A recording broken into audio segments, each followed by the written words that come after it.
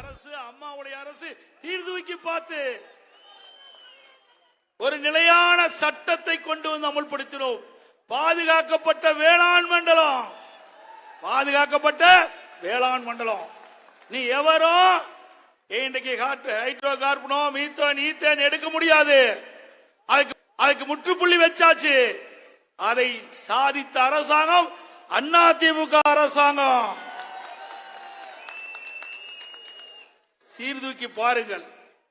அனைத்து இந்திய அண்ணா திராவிட முன்னேற்ற கழகம் விவசாயிகளுக்காக எப்பொழுதும் குரல் கொடுத்துக் கொண்டு இருக்கணும். விவசாயம்தான் முன்னிலைப்படுத்திக் கொண்டிருக்கின்றோம். ஏனென்றால் விவசாயிகள் இரவென்றும் பகலென்றும் பாராமல் ரத்தத்தை வேர்வையாக மண்ணிலே சிந்தி உழைத்து இந்த நாட்டுக்கு உணவளிக்கின்றவன் விவசாயி. அப்படிப்பட்ட விவசாயி நலமோடு வளமோடு செழிப்போடு வாழ வேண்டும். அதற்கு அனைத்து இந்திய அண்ணா திராவிட முன்னேற்ற கழக அரசு எந்தெந்த வழியிலே உதவி செய்ய முடியுமோ அத்தனை வழியிலும் நாங்கள் உதவி செய்தோம். 50 ஆண்டு காலம் காவிரி நதிநீர் பிரச்சனை சட்ட போராட்டம் நடத்தி கொண்டிருந்தோம்.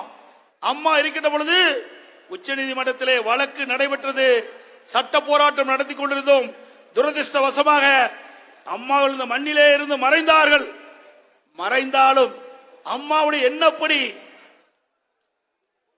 அம்மாவுடைய அரசு தொடர்ந்து சட்ட போராட்டம் நடத்தி 50 ஆண்டு கால பிரச்சனைக்கு உச்ச நீதிமன்றத்தின் மூலமாக தீர்வு கண்ட அரசாங்கம் அதிமுக அரசாங்கம். ஒரு நிலையான தீர்ப்பை பெற்றோம்.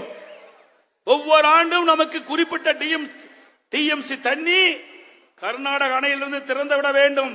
உச்ச நீதிமன்றம் அளித்த தீர்ப்பு. அந்த தீர்ப்பை பெற்று விவசாயிகள் மகிழ்ச்சியோடு இருக்கின்ற இந்த தருணத்தில் சிந்திச்சு பாருங்க. அப்படி உச்ச நீதிமன்றம் தீர்ப்பு அளித்தும் கூட அப்பொழுது இருக்கின்ற மத்திய அரசாங்கம் நாம் கூட்டணியில் அங்கம் வச்சோம்.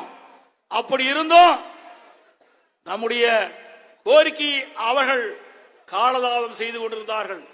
உடனடியாக நம்முடைய நாடாளுமன்ற உறுப்பினர் 37 பேர் நாடாளுமன்றத்திலே உச்ச நீதிமன்றம் அளித்த தீர்ப்பை நடைமுறைப்படுத்த வேண்டும் என்று எண்ணி குரல் கொடுத்து நாடாளுமன்றத்திலே 22 நாட்கள் நாடாளுமன்றம் ஒத்திவைக்கப்பட்டது.